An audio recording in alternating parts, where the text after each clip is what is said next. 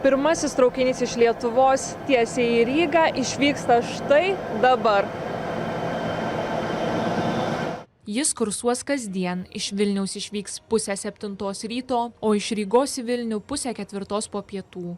Premjerė teigia, kad keliauti traukiniais yra europietiškas įprotis, leidžiantis prisidėti prie tvarumo. Dabar visas šitas galimybės papildys turbūt tvariausias būdas keliauti, tai yra geležinkeliu. Man žiauriai patinka traukiniai, tai aš ir bandžiau Vilnius Varšuva, tai labai laukiu šito maršruto ir labai džiaugiuosi, kad pagaliau atidarė. Pasak susisiekimo ministro, maršrutas Vilnius Ryga yra tik pradžia. Ateityje žadamas traukiniais iki Talino. Jau vyksta dėrybos dėl jungties tarp Rygos ir Tartu. Naujasis maršrutas sulaukė daug dėmesio, bilietai buvo išpirkti pirmas dienas, parduota daugiau kaip 2000 bilietų.